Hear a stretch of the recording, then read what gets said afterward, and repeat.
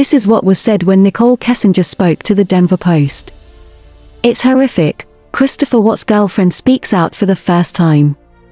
The woman called police before Watts' arrest for murdering his wife and 2 daughters. When Nicole Kessinger started dating Christopher Watts in July, he appeared to be a soft-spoken man and a thoughtful father who was at the end of divorce proceedings. It wasn't until the Frederick man's wife and 2 daughters went missing in August that Kessinger learned that Watts had never started divorce proceedings with his wife, who was 15 weeks pregnant, and that he had been lying to her for the entire relationship, which lasted less than 2 months. Kessinger was shocked by Watts' arrest, but she has never doubted that he killed his wife, Shanann, and their 2 daughters, Bella, 4, and Celeste, 3. "I don't think there is a logical explanation for what he did," she said. "It's a senseless act, and it's horrific." Kessinger approached investigators before Watts' arrest and participated in multiple police interviews, describing details of their relationship and what he had told her about his missing family. Now that Watts has pleaded guilty to the murders, Kessinger said in an exclusive interview with the Denver Post that she wanted to share her side of the story. Many people have speculated about their relationship after an arrest affidavit revealed that Watts was having an affair with an unnamed woman. Watts, 33, pleaded guilty to murdering his wife and 2 children in August and concealing their bodies on a rural Weld County oil site. Kessinger, a 30-year-old Colorado native, said the brief affair has turned her life upside down as people have named her on social media and discussed the relationship in online forums. "We had just met," Kessinger said. "I barely knew him."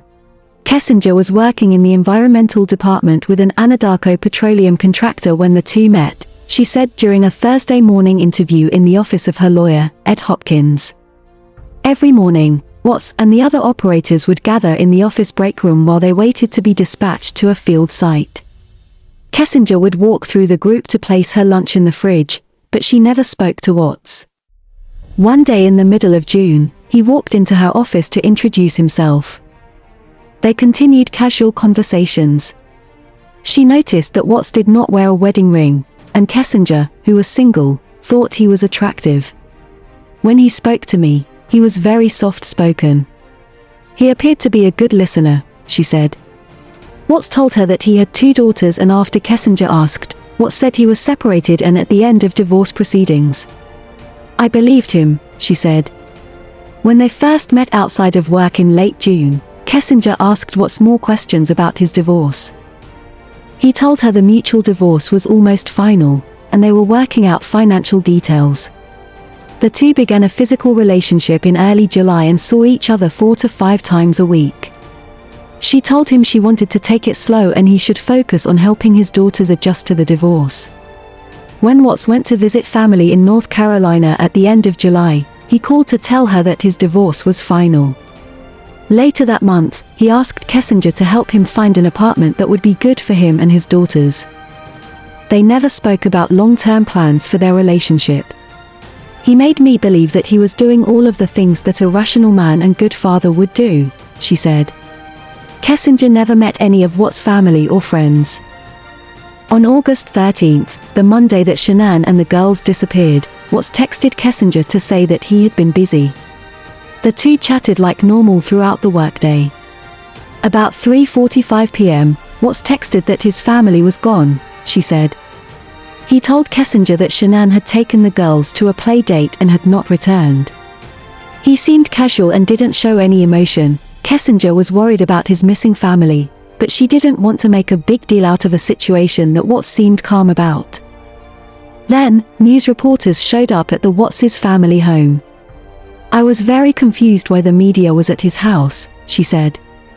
Later that night, Kessinger learned the full situation. Shanann's wallet and purse were still in the house. Watts had left work early to let the police into his home. People had been trying unsuccessfully to contact Shanann all day. "When I read the news, I found out he was still married and his wife was 15 weeks pregnant," Kessinger said. She was shocked at his lies and scared for the missing woman and children. "I thought, if he was able to lie to me and hide something that big, what else was he lying about?" In a flurry of long calls and texts that night, Watts changed his story about his split with his wife. Kessinger barraged Watts with questions. Were there signs someone had forced themselves into the home? Were the daughter's car seats still there? Was one of the girls' EpiPens still in the house? Watts didn't show any emotion during their conversations and tried to change the subject away from his missing family. It seemed off, Kessinger said. While at work August 14th, she texted Watts, pushing him to tell what he knew about their disappearance and asking what he had done. He told her he would never hurt his family, she said.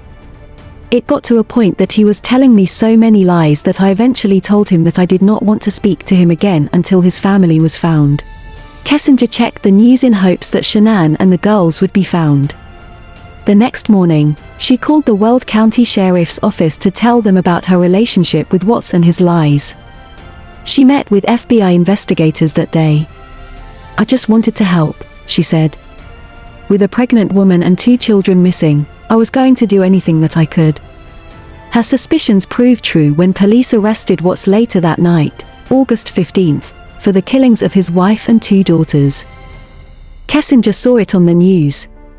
"I just felt so sad," she said. Since his arrest, she has never doubted that he killed them. The story that Watts told police, that he killed Shanann after he saw her strangling one of the girls, is a lie. He's a liar. He lied about everything. My thoughts. The lady doth protest too much.